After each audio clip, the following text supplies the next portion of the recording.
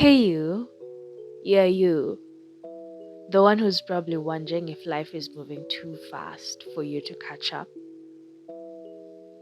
The one who thought 25 would look different than it does right now. You who seated in your childhood bedroom, watching your friends figure it out as you try to figure yourself out. Then this video is for you. And I am you. I'm 25. And I'm feeling left behind too. But what if we're not as left behind as we think we are?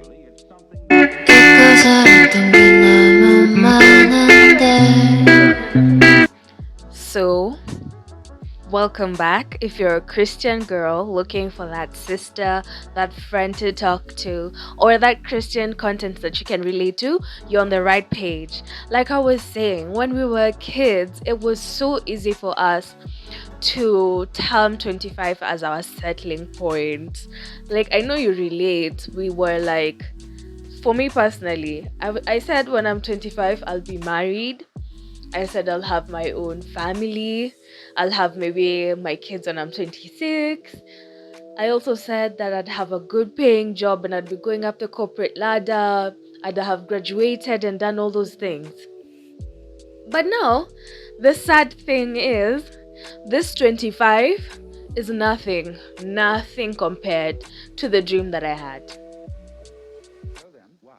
And I'm still at home with my parents. And in my room, I spend so much time in my bedroom trying to figure my life out. And I'm actually going to make this 25 whole thing a series, because what I'm going to do is I'm going to have to make a bucket list. And in this bucket list, we're going to romanticize our lives every day. Because who said, because we're 25 and everyone else is figuring out their lives, that it's the end for us? Like, even if we're not doing a job, even if we don't have jobs right now, that doesn't mean it's the end of our 25. Like, that's not the end of it. Like, I have friends who are already married right now. I have friends who already have kids. I have friends who are going up the corporate ladder. I have friends who are influencers. I've always wanted to be an influencer for the longest time. And I kid you not, when I say I feel like I'm lagging behind, it's because I finished school when I was 16. I'm turning 25. I've not graduated. I don't have a job. I'm staying at my parents' house. And there's nothing ideal about anything right now in my life. But the thing that I'm really grateful for is the fact that I get to finally realize what I want to do in my life. It's taken me 10 years to make the decision of the career I want to follow. It's taken me 10 years to make a decision of how I want to take my life. And yes, we can say there's beauty in finishing school early, but now the other side is people are asking what is there to show for it. And honestly, when I tell you you're not alone, you're not alone. We're in this together. But like I said, even if society has made 25 the footstool, 25 the score line for each and every one of us, I feel like we're still young. Like, when we were kids, 25 looked like it was a really big age. And I know you might say, oh, now 10 years will pass by again when you still have the same mentality. That's not my mentality at all. But I feel like I'm still, vibrant, young, beautiful, and I'm able. So when I say, what if we still have time? What if time has not passed us by the way we think it has? Think of it. Because some of us are suffering from depression and anxiety unnecessarily just because we are moving on the timeline of the world. But that's not how things are supposed to be. That's not how things are supposed to be. Come on, guys, we can do it better. We move on. There's also Instagram and TikTok, where you get to see your friends living life, achieving stuff, posting photos of graduation, marriages, children, all the things we've always wanted. Oh my god, I'm telling you, the pressure doesn't end. It doesn't end. Like every morning, there's something new. That friend that always pushed you to start influencing with them, open a podcast with them, 5 years down the line, they did the podcast with other people, they're succeeding, you're still there. Wah!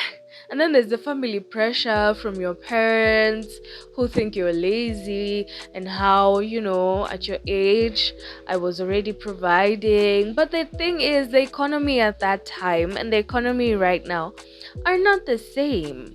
Like, if we were to compare the economy, I feel like, especially the crash that happened at that time, it really helped things out. But now, there's no crash right now. Like, the stock market is the only thing that is crashing right now. I've seen that. And I think it would be a good place to invest.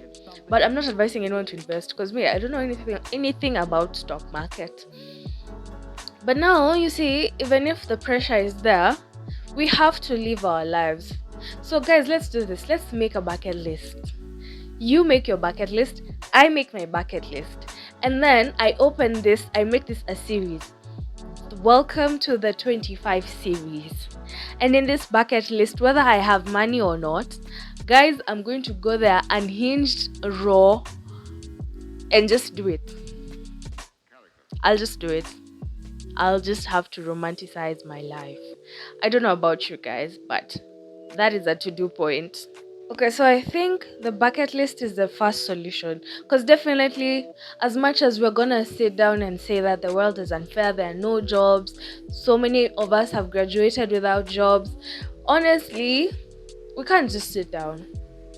Like, come on, Gen Zs, we can't just sit down. Like, there's so much we have to do. Because I feel like I take it up to my responsibility that the family that comes from me is going to be stable, especially because it's not something that I experienced in my childhood.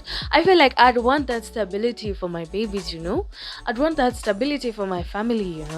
So we start by 5 realistic solutions that I feel are realistic.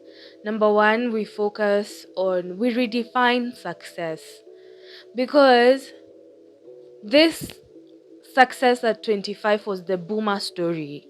I don't know if that's what our parents are called. Boomers, millennials. Millennials cannot be our parents, can they? Okay, some of us have millennial parents. But 25 was then, like with like 2 shillings you'd buy a shamba. So like right now you can't buy a shamba with 2 shillings. So let's redefine success. Now at that time, you graduate, you go get a job, and everything is good. You're corporate, hooray. But nowadays, not everyone in corporate has good jobs, and not everyone in corporate gets good pay.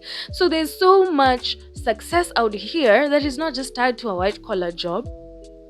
Come on, I am striving to succeed in this YouTube content thing. And now it is time for me to redefine what success means to me. And success might start with peace. Because in this generation, so many of us are suffering from mental health. Like, I am a counseling psychologist, and I can tell you that so many people are suffering from mental disorders and persistent phobias and anxieties. And success may only start with peace of mind. Getting out of bed. Redefining our successes in small ways. Like, today I got out of bed. That's a good thing for me. Today I got out of the house. I stepped out. I felt the sun on my skin. And then we move forward and progress, because remember, time is not waiting for us.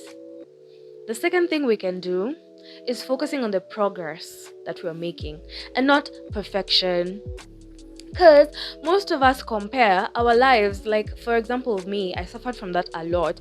When I was creating content back then, you'll see I started creating content, I think it was 2022. And you'll see that every time I made content, I felt like I didn't have a good quality phone camera. I didn't have a camera. I didn't have a laptop. I didn't have lights. Even if I had lights, I felt like my camera was not good quality. I'm comparing my content with content creators who've been in the YouTube sector since 2015, and I felt like I'm not adequate, and it made me stop posting and shooting. But right now, I'm actually falling in love with the progress I'm making. Like having to upload content every single time I say I'm going to upload, having to shoot content every single time I say I'm going to shoot. That's progress for me. And that's enough for me. I feel like that's enough for me. If someone comes to me and asks me, okay, you say you're an influencer, you say that you're a content creator, show me the content you're creating. I can proudly take my phone and show you I can send you my link, or I can show you and say this is my page and this is the work I'm doing. I can even apply for UN voluntary positions, because now if I put my link there, I'm proud. My content is my portfolio, and I'm so proud of myself. I'm going to classes. I've not missed my classes. That's progress for me, and small things like that, it's just making the smallest successes as huge achievement for yourself. It doesn't have to be big to everyone else. The third thing would be on the YouTube content, not YouTube, TikTok, social media. Basically, curate your feed. Watch what you eat online, because what we consume is what makes us feel less than who we actually are. And it's not a good thing. Like, can we consume content that makes us feel like we're superheroes? Can we consume content that makes me feel like I'm doing the right thing? For example, for me, there's content online where people are saying now everyone wants to be an influencer, and they're making it look like it's a cliche thing. Like, I'm allowed to consume content that makes me feel proud of what I'm pursuing, Like, you want to be a content creator. There's so many content creators out here, but your voice is valid and we're proud of your journey. Something that will make me feel like I'm a superwoman. And it's okay, Fourth thing, create one habit that you will stick to for the entire month. Just one habit. For example, for me, my one habit is I am learning a new language for purposes of relocating to a different country. And that's one new habit every day. I have to take 2 hours every day to work on that habit. Your habit can be spreading your bed every day. It doesn't have to be something huge. Your habit can be getting out of bed every morning. Your habit can be avoiding to scroll for like an hour a day, or 30 minutes, or whatever works for you. And the last thing that I want to close with is that purpose takes time. That's one principle that I did not understand. I didn't understand purpose takes time. It's not a sprint. You won't just wake up one day and boom, everything's turned around. You have to throw things. It's like a vortex. You have to keep throwing things inside the vortex, and then lastly, when the vortex has had enough, it will now spit out those things back into your face. And that's when you hear people say, oh, I just woke up and I just became a millionaire. It's because they put in the work. Purpose takes time. And Christine, I needed to understand that it takes time. I needed to understand that. I did not understand that at all. Now, for you who's watching me, I don't care if you're a millennial, a Gen Z. Some of us bloom at 30, some of us bloom at 40, some of us bloom at 50, and it's okay. We're not all in the same journey. So one thing I'm gonna tell you is, I'm proud of you. You're not lazy, you're just not understood. And the reason you feel you're not understood is because you don't understand yourself. and it starts with you.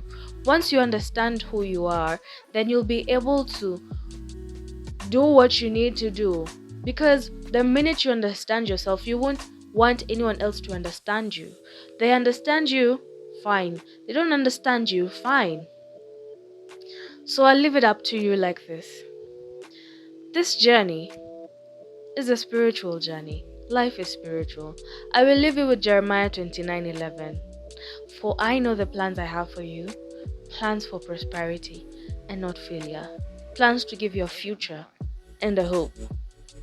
So I hope we're gonna work on those things. And like I told you, let's make a bucket list and let's change our lives, romanticizing our lives one day at a time.